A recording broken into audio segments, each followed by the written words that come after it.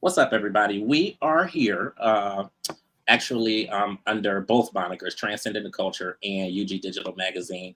I am so elated today, super excited. I have been sitting for a week now, contemplating and just thinking about what am I going to say? What am I going to ask? I am sitting here with none other than the amazing Shirley Jones of Shirley Jones and the Jones Girls. And it's interesting because most people who I spoke to, they knew exactly who I was talking about. But then you have, a lot of the younger people who are like, who? Who's But that? Who's then, that? right, then when you start mentioning different songs, Escape with Who Can I Run To? Oh yeah, all the Um, time.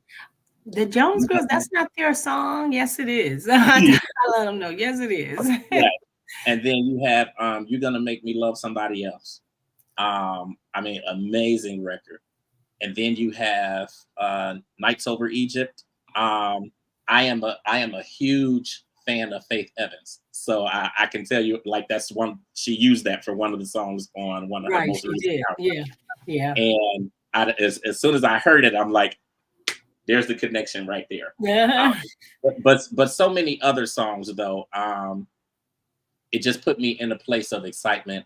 So I'm very thrilled to have you. I'm very grateful for you and your time because I know, just as you said, you are all over the place and doing tons of interviews. But I think that speaks to not just who you are, but what you do and the value and the product that you put out here to everybody. So thank you so much for coming onto the platform. It's my pleasure. So kind of I really want you to take us back to the beginning. Like, obviously, stand up Philly because you come from Philadelphia. Um, you No, know, we you know. don't. We're actually from Detroit. Oh, I thought I saw Philly somewhere as soon as I saw it, Philly but International, Philly International got Records. you. That Okay, We, okay, we okay. recorded for them in our first record. In fact, I'm celebrating 45 years of Wow.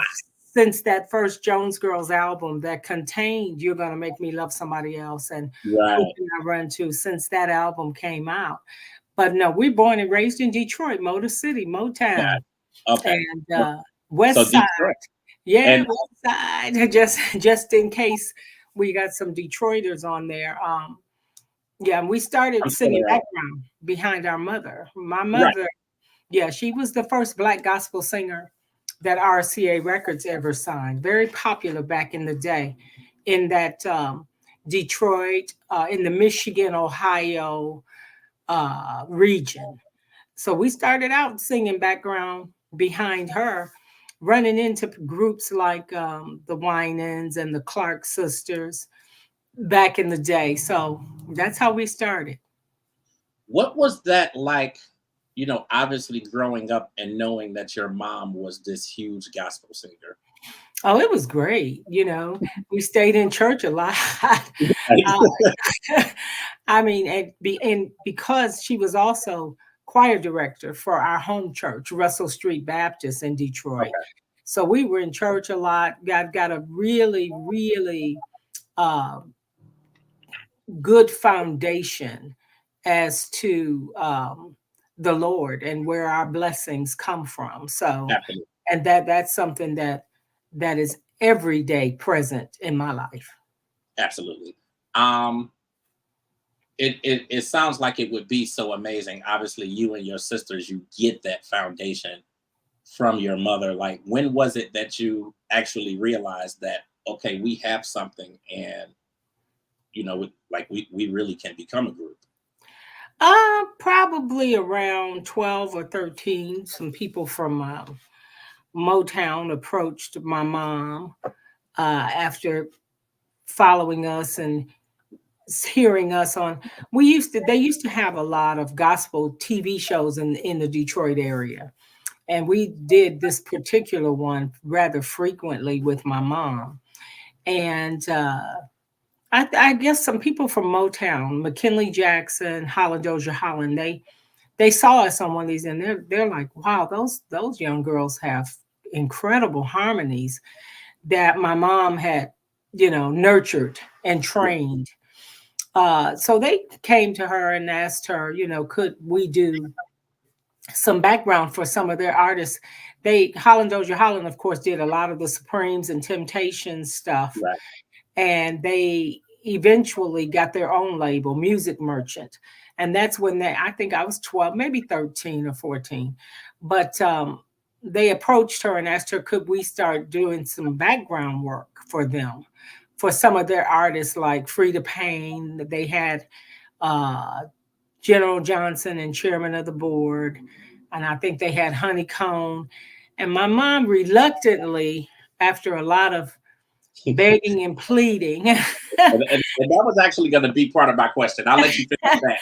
yeah, after a lot of begging and pleading, she reluctantly said, okay, but I have to be there. So for Which, every session up until I was 18 or 19 years old, and we started going to California, for every session up until that time, she would be sitting there in the corner with her Bible, looking at everybody just to make sure we were fine and that none of those guys were trying to hit on us, and right. But because we see even we more were in minors.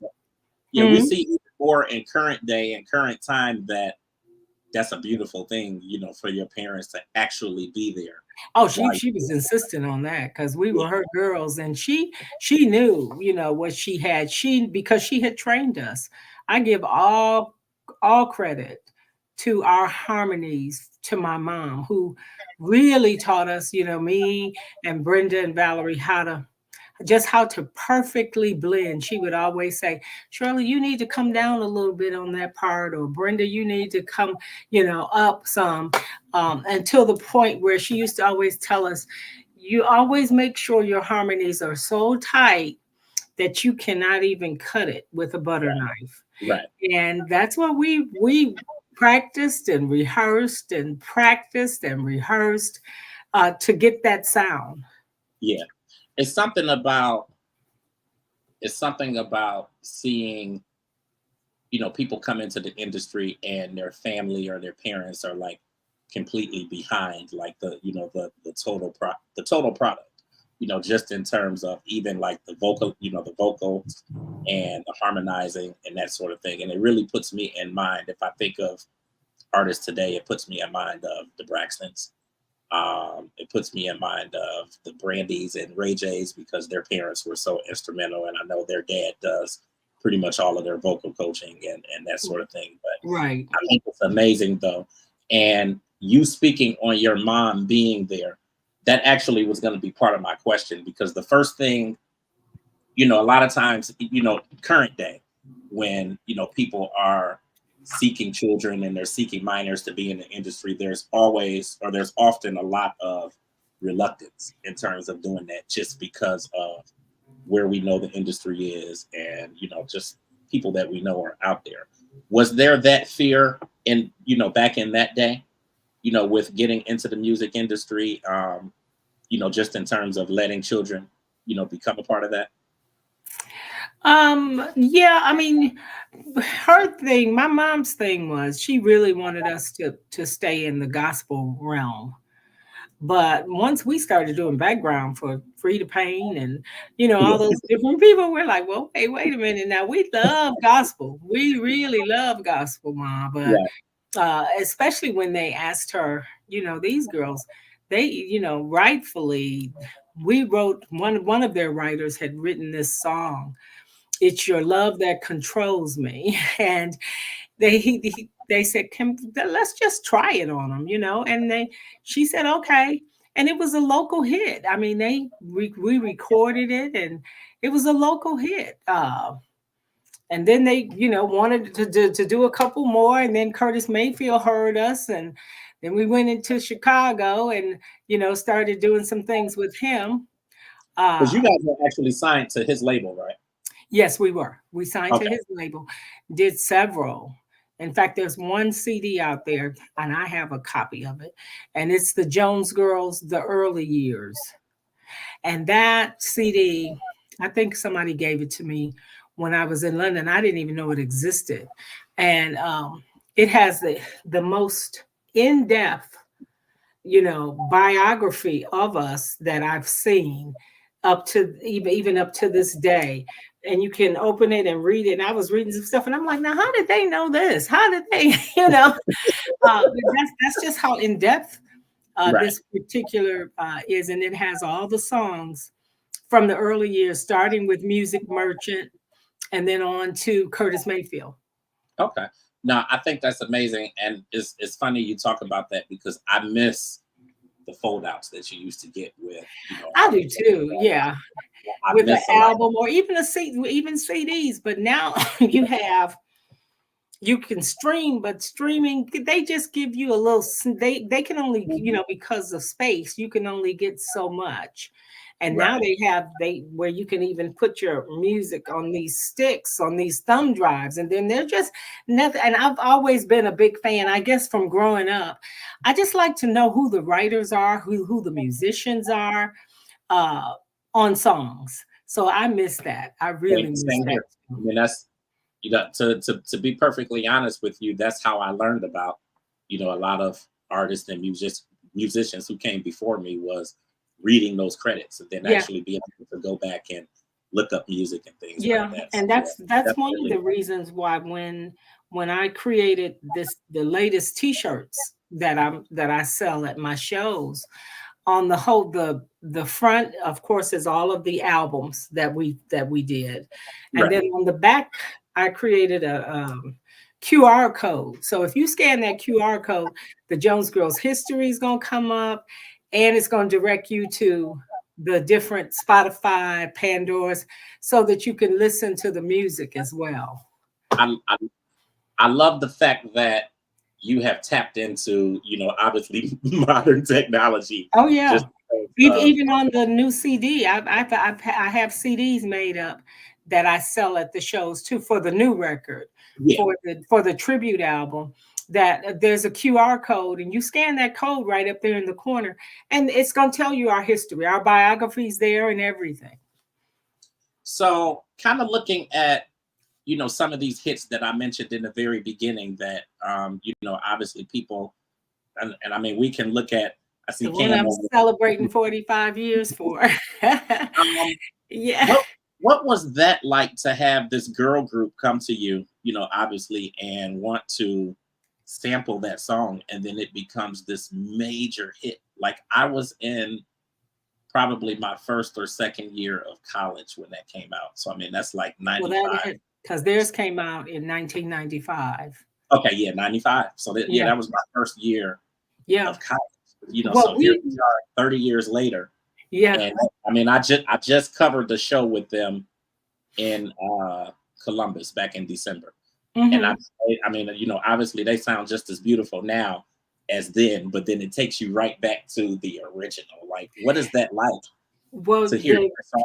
between 1979 and 1995, we're talking, what, 16 years or so. Yeah, Because the song was written for us by three guys: Charlie Boy, Simmons, Frank Austin, and Richard Roebuck. And they wrote that song. The moment we heard it, we loved that song, especially me. And I tell people now in my show, I just did the first of many celebration shows here in Atlanta at Backstage on Sunday. And I tell everybody that that happens to be my favorite Jones Girl song. And I did not know that they were doing it. I heard it just like everybody else. But the okay, good thing was, back in the day when that record came out, so many DJs knew us from back in the day. And they right. used to do the comparison thing, like, we're getting ready to play this record by this group Escape. And then they play theirs, and then they say, but now, do you know who actually did it first? We're getting ready to play the original. So what that did was it brought a lot of attention Absolutely. back to the Jones Girls, because it was a 16-year difference, between us doing it and them. And a couple of times I've run into the girls, and in fact, they surprised me on a radio show interview several years back. And they were like, "Oh, what did you think of our version?" What I said, "You guys did a great job." I said, "You especially because it brought so much attention back to my sisters and I that really weren't. I don't even think we were singing together anymore in 1995. Right. So we had kind of broken up at that time. And so it that was a good feeling, for people to say, wow, Escape just shouted y'all out, for Who Can I Run To? So it's a Yeah. beautiful thing. I love their cover of it. Yeah. And But I it's mean, not their song. People, I want the young people to know it's not their song. It was first absolutely, performed and written absolutely, for me and my sisters. absolutely. Um, you ladies did an amazing job, not only with that song, but with all of the music that you put out there. So, what do you feel? What do you feel took you ladies to the place of kind of separating and going your separate ways? Everybody had, everybody had different, after a period of time, we all kind of were not on the same page as to the direction where we should go as a group. Right. Brenda had already had her daughter and she was looking to get married. Valerie had never experienced college and she wanted that experience where Brenda and I both had that. And so we kind of, and then issues, of boyfriends and stuff getting involved and us just we just weren't on the same page like we were when we were really really happening as a group. And that's when I decided, well, it's time for us to just separate for a while. And Right. that's what we did back in 19 about around the late 80s. Around 1984 is actually when we really completely split up. And Kenny Gamble contacted me and asked me if I wanted to do a solo project. And I was like, yeah, because I had gotten into the Like, were you immediately like were you immediately sold on it right then? Like, okay, yeah, let's. absolutely, because I had gotten into, after we broke up, I had just gotten into the workplace.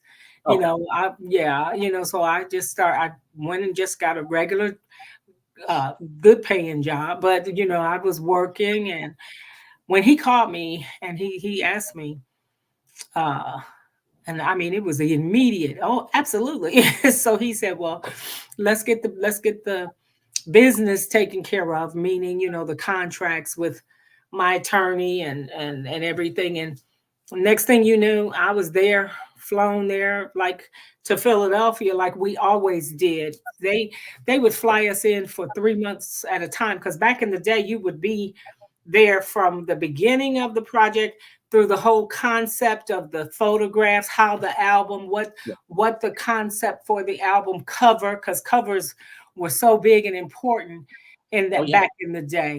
And I have to say, they created some beautiful, beautiful album covers for Yeah. us. So we They really should be just as important today, but a lot of times they really are. I know. I think that's one of the reasons why now I go into such detail when I'm shooting my album cover. Right. Like the one for this one here. I was telling the photographer, I said, I really want Brenda and Valerie, because it's a tribute to them. I need them kind of superimposed on that album. And then I decided that very first album cover was bronze. It wasn't black and white or color, it Okay. was bronze. The Jones Girls, Yeah. our first album. And so that's what I told the photographer when she shot me with Holding the Roses. I said, let's try black and, pulling it back and just having it black and white and the rose is red, Right. And so that I think I spend so much time on my covers because of where the back in the day, what we did Yeah. back in the day. It's definitely a beautiful cover. Just thinking or listening to you and then speaking of just the way things were and how meticulous you were, in the process of putting things together. What do you miss most about that time? Because when you really think about, the industry back then, and then you speaking on the fact that you would be there from the beginning of the process, to the end of the process. Like there was so much, there was so much involved. Like when you think of like the artist development Oh and the yeah. media training and all of that Record stuff. labels, And yeah, they were very into the most, artist development. yeah, And and most artists they're not getting that today anymore. oh no, Um, they're just signing these people nowadays, because of how they look, because they definitely aren't signing them because of how they sound, because Absolutely, most of them have to be auto pitched, auto tuned up, and all of that, which is amazing when there's so many artists out there that actually have real talent. But they're a lot of the well, the industry's not like it is, because most people like myself now, you kind of create your own label and do your own thing, because the money, the artist development, none of that stuff is there anymore, because it's all about streaming now and social media. yeah, So yeah. Um, what do you think was like? I guess like essentially, what do you miss about that time when you think of the way that the industry runs and everything moves today?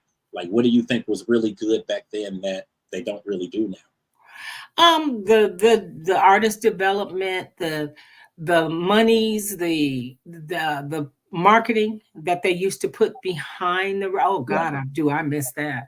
Yeah. Because I'm doing everything myself now on my Yeah. dime, and Yeah. Absolutely. it's quite costly. I want to tell you, it's costly. Listen, hey, I can tell you some stories, even Yeah. just in terms of pushing these media platforms and the marketing and the Oh promotions that. man, that is so important, and it's so Yeah. expensive.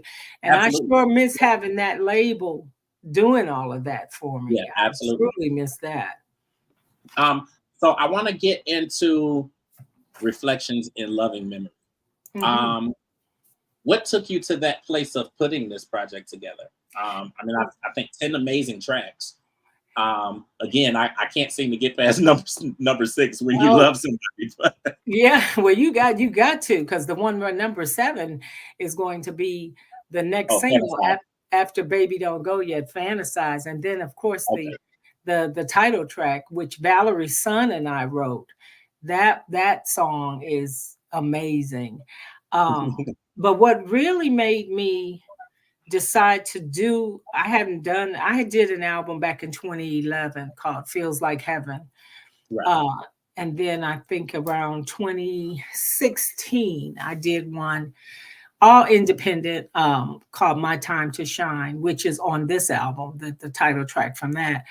Um, but when Brenda was tragically killed in 2017, 2 months before I was due to do Essence, Mary J. Blige had her first um, woman woman's show, Yeah. where she had all the people. Oh, she had all the people that influenced her. She had Yeah. I was invited. there that year. Yeah, Yeah. and Brenda was coming because Diana Ross was there the night before, and we had talked, and she had said, it'd be nice for us, because we hadn't seen Diana in years, because we were her backup singers, Right. and she said it would really be nice if we go and see her. And I told her, I said, and then Saturday night when I'm performing, I'm gonna pull you up on stage and you gonna sing again. And she said, okay, I guess I'll be ready.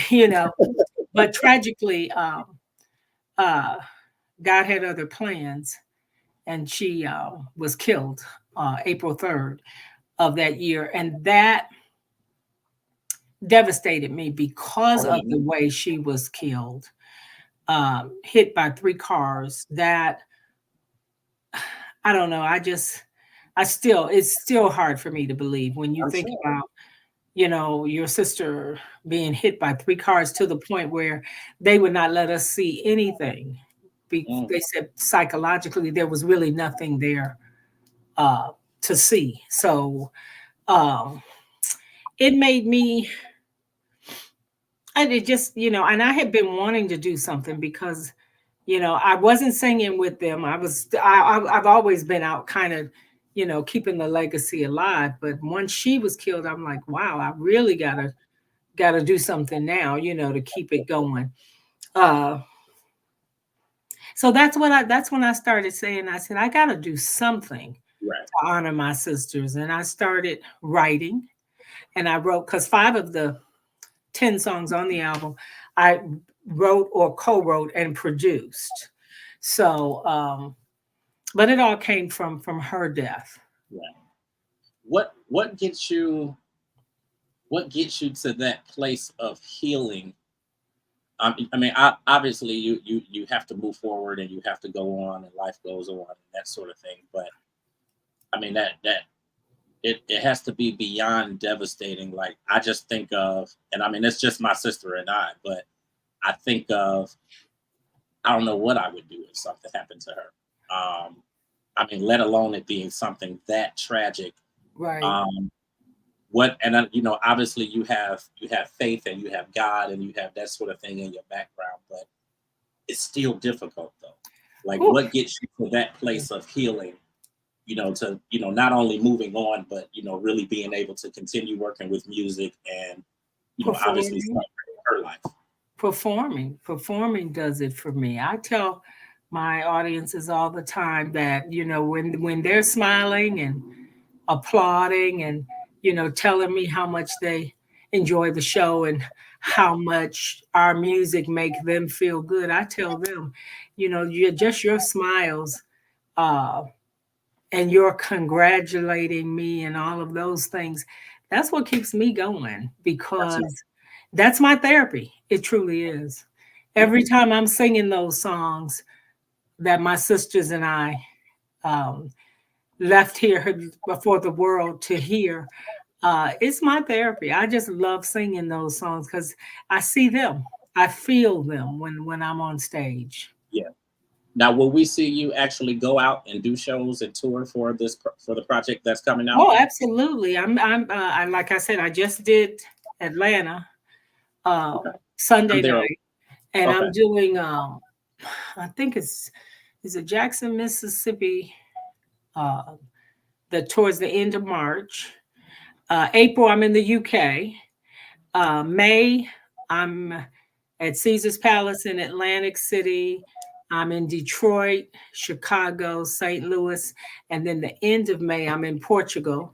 June, I'm okay, at the Capital City Jazz Festival in okay, DC, okay. and then back here to Atlanta, and on and on and on. Oh yeah, I'm working. I told you that's my therapy. I gotta keep Right. working. Now somehow, somewhere in the mix there, we have to get you to Cleveland, which it seems like Cleveland never makes anybody's list. So, And it's funny because my relatives are there in Cleveland, the okay, Frasers. Yeah. And we used to ride up to Cleveland all the time, to see them. And when the OJs, when actually our very first show, we shot it. We rehearsed and practiced and everything because the OJs were living there. right. And so Kenny flew us there. We were there for a good month. And as kids, we used to love it when my mom would say, "We're going to visit my her cousin." And Okay, they're still there. Well, she passed away. She was 96 or something when she finally passed a year or so ago. okay, But my aunt Annabelle. So, and then one of my cousins, Bounty Tank, uh, he has a show there where he's a bounty hunter. okay, He's in Cleveland. He's our cousin, our okay, second cousin. Yeah. So okay. yeah, I'm very familiar with Cleveland and would love to come to perform. Now, I think it's amazing. I think you have led and you continue to lead a beautiful career. Um, I also was going to ask you. I know that obviously you started off with gospel, and then, you know, there was the song, you know, the obviously the song that kind of got you into secular music. What was that like for your mom, you know, to see you move to secular music? Like, what was the thought? Man, once we finally did, and especially once we were with Philly International, and You're Gonna Make Me Love Somebody Else came out, and we were all of a sudden the darlings of R&B. You couldn't tell her nothing. She was our biggest fan. She was like every she I mean, you would not have known that this woman, just 4 or 5 years be prior to that was like, I don't think y'all need to be doing this, just stick with the Lord. She was our biggest fan when You're Gonna Make Me Love Somebody Else came out. Yes. It, it's something about that song, and just, I guess, the universality of it, and And, everybody really being able to get into that song. Like, I'll sing that song like nobody's business in the car. you know, You see people riding down the highway and just belting songs out and singing, right. and that's And the like one of audience, the songs that the will have audience, yeah. When yeah, I say You're gonna make me love somebody else, if what, then everybody, the whole audience, if you keep on treating me, and that, right. and I love that. I Now I love love that. that song. I love artists who are able to flip between, they can do a gospel album, and then they can do a secular album, and they go out and tour, and they do different shows. And I mean, you have the Cocos, you have Fantasia. Fantasia is actually my cousin. um, and I mean, so many other artists, who can do that. So I've always loved that about artists, and how they Yeah. kind of flip back and forth. And Oh yeah, absolutely. And even jazz, because if on some of our albums, especially um the which one? That was the third album, the one that Nights Over Egypt is yeah, on. I was gonna Get say as Nights much Over love Egypt. as you can.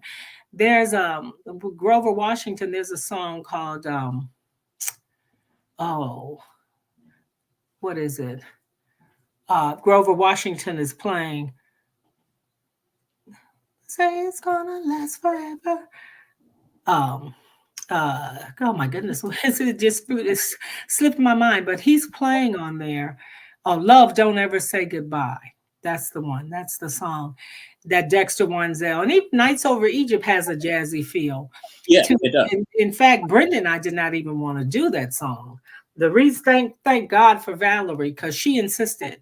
We really thought it coming off of, by the time that third album came out, we had had hits like You're Gonna Make Me Love Somebody Else, Dance Turn to Romance, I Just Love the Man. And that's so Brenda and I, we considered ourselves just hardcore R&B. Yeah, Uh, and so when they presented that song to us, we were like, no, we don't want to do that. That's gonna make us, sound too jazzy. Valerie's like, yeah, no, it won't. This song is just so different. And so once we sat and talked with them and started playing around with how we could really do a great job on such a beautiful track. I mean, that music on Nights Over Egypt, and then the lyrics. And so we sat down and we said, well, you know what? Let's try something different. Shirley, you won't be leading. um, we won't be doing any step outs. We're just going to use our unisons and harmonies as the lead voice. And man, did it work, because that song now all over the world. That's why I've been able to go to places like Japan and Portugal and France. And I just did an interview, interview the other day with a guy from Budapest that wants me to come to Budapest before the end of the year. And I'm like, Budapest, wow. So, and it's because of that song. Well, others too, but that song in particular. And then mhm. you have your young artists, when people like Anderson Pack, uh, D Nice, they all tell me that song was so impactful in their lives, and young people are listening to it. People call me, I just heard Nights Over Egypt, I was on the elevator in this building, so and so. So it's been a song that has just gifted us over and over and over again. Absolutely. And just as I mentioned before, I knew of it, once I bought that album from Faith Evans, and she sampled it for one of her songs. Right, and it's So, in the Book of Clarence now. I'm getting yeah. back to. I got to call them to see where my check is. I keep saying, Jay Z, where my check? But no, no, we do. Yeah, we do have one coming for that. And No, that's beautiful. oh yeah, a lot of people have put it in. Spike Lee had it in his one of his shows, and I got a check for that. So keep on putting them in these shows. It's fine with Right, me. right. I mean, but what what's beautiful as well, even with, the backstory behind, putting that song together is it shows what a force you ladies were, and that it wasn't just one who was kind of making all the decisions and, kind of figuring out what you were going to do as a group. Like Oh you had yeah, your yeah. input, Brenda had her input, Valerie Oh had yeah. her. Like Yeah, I think that's amazing. in our heyday, it was when we were all on the same Right, page. right, That's why we were so successful. The minute that kind of bond broke is when the problems started coming in. yeah, But no, yeah. for But those I think first, I was just gonna say, I think that comes, with a lot of groups, just because, even, when you're putting projects out, I mean, you go for so long, and then each person kind of gets, different goals and, yeah, different ideas of things that because they you want grow to do. up. We were Absolutely, young. We were absolutely. young. And as we started growing up, and started becoming interested in, maybe becoming moms, maybe, different relationships, Hmm. things change. Yeah. And your oneness that we had as a group for those first three albums, they Hmm. change, Yeah. because of the fact that everybody's desires as far as where we wanted to go, it became more individual, and instead of together like it had been. Absolutely. But hopefully, as I really listen to it all, and, just with the things that I know, I'm hopeful that, you can really take from it that, again, you encouraged, you inspired, and you helped so many individuals who want to do this, and specifically women who Oh are in, yes. groups. Like, you've Yeah. helped a lot of them really figure out their way, and they really are really running on, the knowledge and the information that you ladies put out here. Because even when you look at the Destiny's Childs, and, they've had their split because of issues, and then Right. they've had their split just because they're growing and they're doing their own thing. But, if you look in the last couple months, they are still able to bring it back together, even all of them. So, the three, and then the two who weren't there for so long, Right. you still bring it back together, and they can be in unison and work together. And, that's something that you ladies laid the foundation for. I mean, obviously there's other people who laid part of that foundation too, but you And ladies are it is such an honor when these young women that have become uh, superstars, stars in their own right, like Mary J. Blige. When she tracked me down through my booking agent. She was telling me, because she had a breakfast for all of us that performed that Strength of a Woman night for Essence in Mhm. 2017. The next day, she had a breakfast for us at her hotel. And when she knew that I was there, because I had never met her before, she she said, "I'm sorry, I didn't get a chance to see your show last night." She said, "But I heard you were terrific." And she said, "I just have to let you know that you and your sisters were such an influence on me." And then at my show Sunday, Karen White came out, and she was telling me, she said, "Oh, when we were young, uh my friends and I, we would all have our hairbrushes singing 'I Just Love the Man,' or 'You Gonna Make Me Love Somebody Else.' We were the Jones Girls." And in Vogue, they found out, they I just did Soul Train with them, and they got on and said congratulations for Yeah, 45 years on Instagram, singing "You Gonna Make Me Love Somebody Else," and thanking me for the amazing music that my sisters and I did. So when those girls come and tell me that, it just makes me feel so good. And I know Brenda and Valerie have to feel that too. yeah. And you see how big I smiled when you mentioned Karen White, and when you mentioned In Vogue. And I mean, Yeah, I have to say, in full transparency mode, I was like 12, like 12, yeah, like rocking out to their music. So, yeah, yeah. um, I just like you're really part of a school of music that can never be forgotten. I think that you have done amazing, obviously in your career. And again, I'm just as excited now as I was when we started this conversation. And I'm grateful because this is, I was just telling somebody yesterday, I'm like, we say we're booked and busy all the time.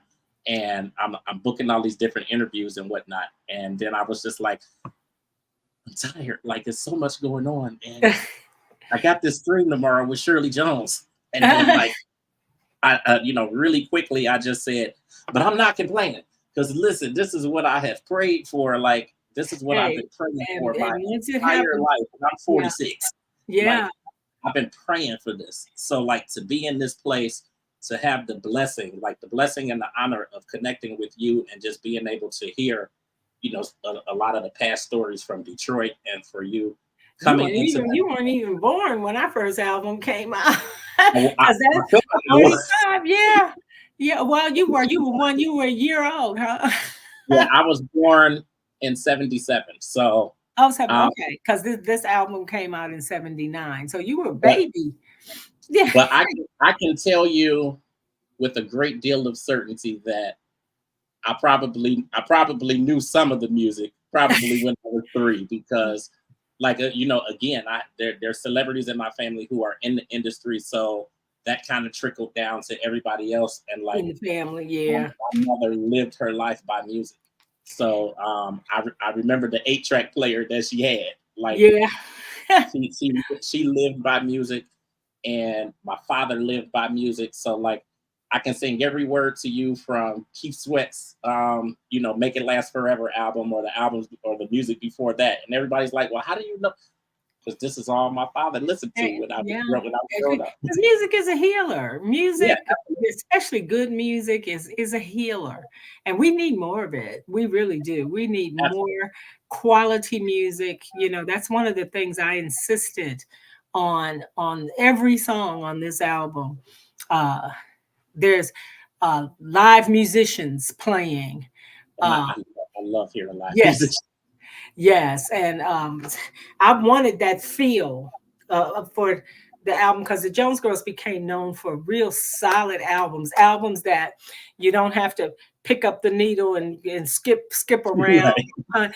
That people used to say about our albums, you could put it on and let it ride because every song brought you a beautiful story.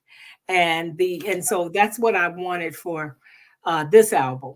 And that's Yeah. what a lot of people tell me. They said, this album, man, I'm telling you, you got to go listen to 7, 8, 9, and 10. I Because am. And I tell you, if you're like you said, you stuck on 1 through I 6. swear, I swear at the end of this call, I'm starting with number 7. I'm Yeah. not going I'm not gonna go back to number 4 and number 5. Yeah, I'm not because gonna I'm do it. telling you, on 7, there's this young sax player from Berkeley School of Music. She's a young lady playing sax like nobody's business on Yeah. Fantasize. Um, and it's just, the song. And then Valerie's son, who's an excellent piano player. Well, we all play piano, but he really plays, and he's a Yeah. producer and writer. I love the fact that it's still a family business. Oh I yeah, and love then the fact that Cam, it's still, my son Cam, yeah. uh, he's got to step out and co-wrote with me Yeah. on I this. I know, listen, yeah. I heard the vocals, But I hey, heard the vocals and the rap. So yeah, I yeah. So the yeah, it's come, it's Jones Connection, Jones Girls, Jones legacy yeah, lives on and will continue to live on. absolutely.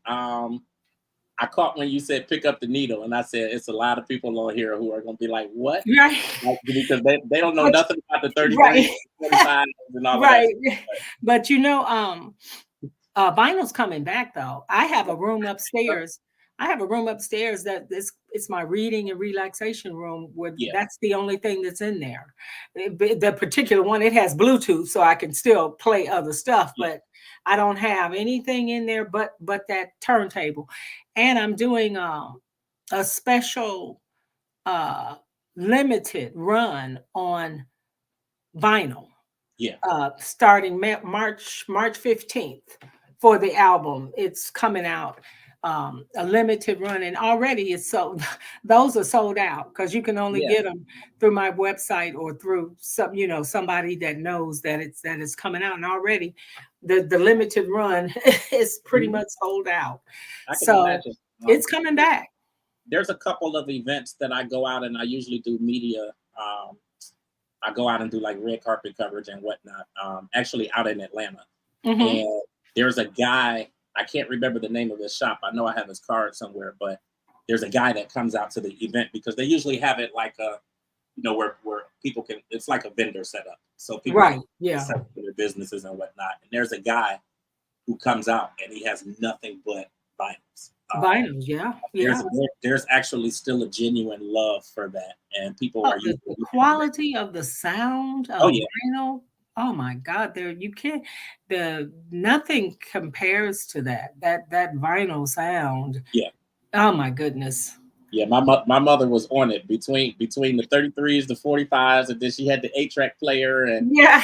man, we was listening to some of everything, the Commodores, and Oh yeah. Everybody, you had I to. know about that stuff. I know about that music and the music of your time far more than I know about today's music. So Yeah.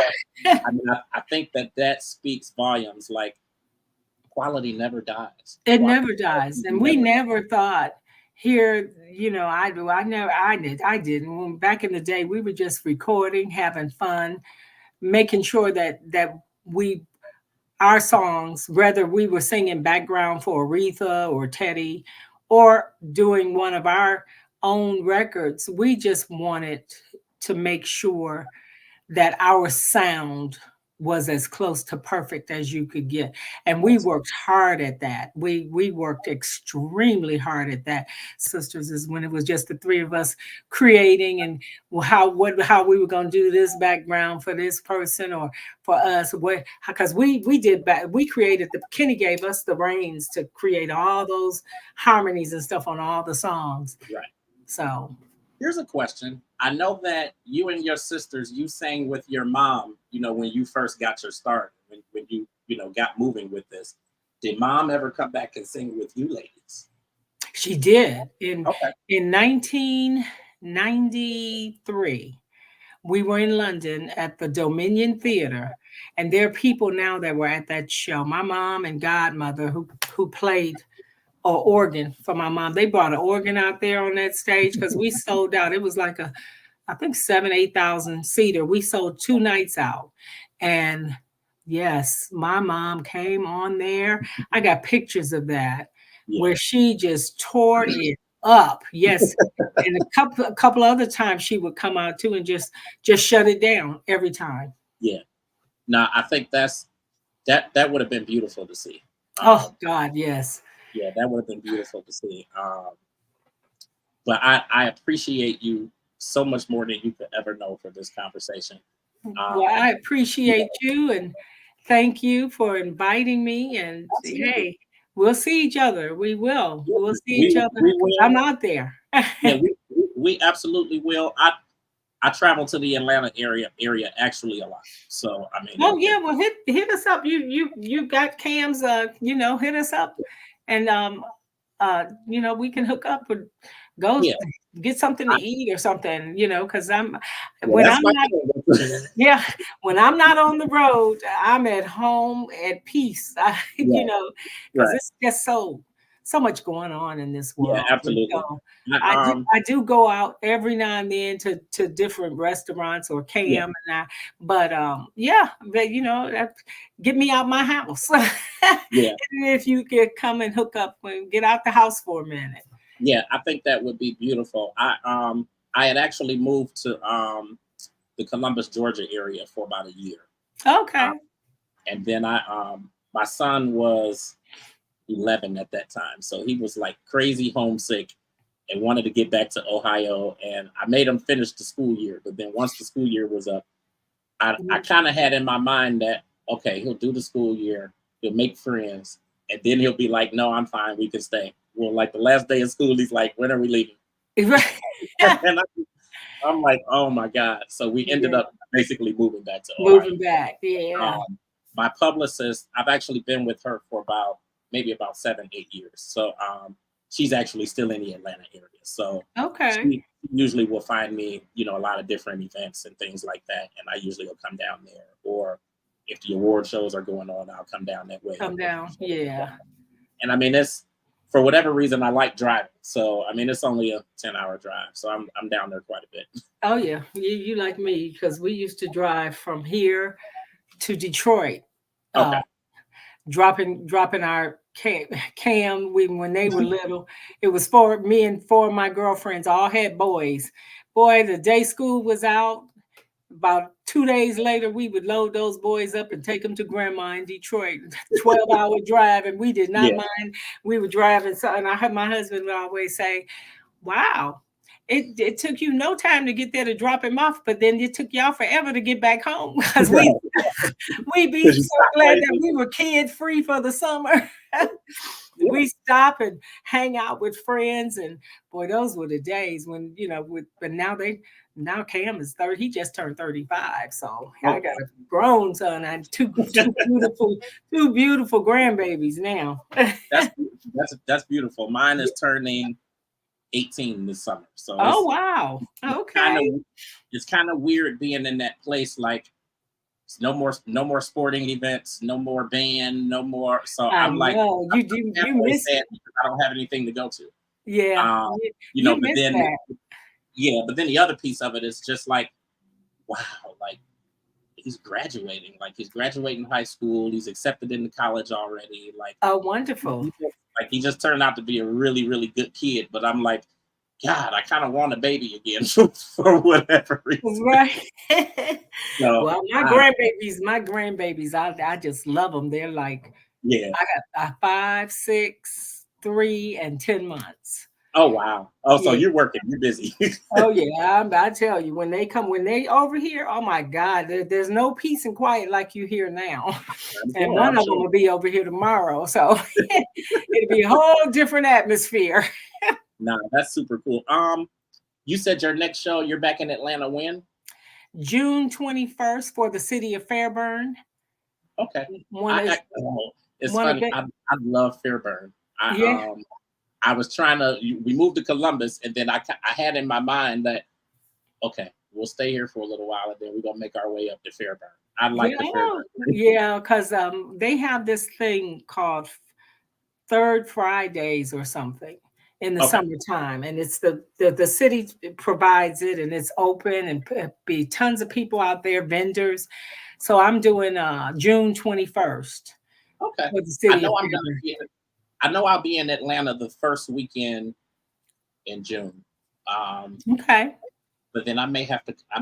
I may grab. I may buy some tickets and actually come to that show on the 21st. Well, tickets Uh, are free because it's the city. It's a oh, city event. So you just oh, have to go online and get your tickets. And yeah, it's a city event. I think I'm So gonna. I listen. I try to find any and every reason to get to Atlanta. So well, I think come I'm on gonna. down. That's I'm gonna gonna be a show with my band. In fact, I gotta call my MD now to make sure that all the guys are locked in for that date because my band is in Chattanooga, so they have to okay. drive down. Yeah. Yeah. Um, do you have any type of final comments? Anything that you really wanted to get out there with this conversation, or that you're, putting out as you do your interviews? Yeah, I just want people to love more, smile more, because it's just so much going on. So many people are depressed. Um, Absolutely. and listen to music and share love. Don't don't hate.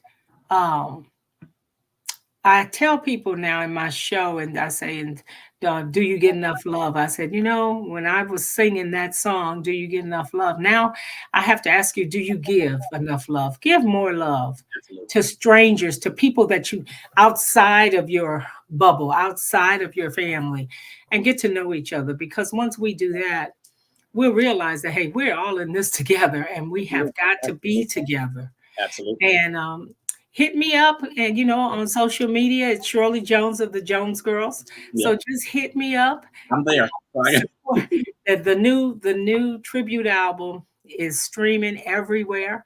The next single is the first one with actual Brenda and Valerie and myself. Baby, don't go yet. Okay. So yeah, and so just love each other and hit me up if you need somebody to talk to. Just hit me up because I'm all about love. I'm telling you. Absolutely. Thank you so much. Cam was actually on here. I don't know if he's still there, but thank you as well if you are.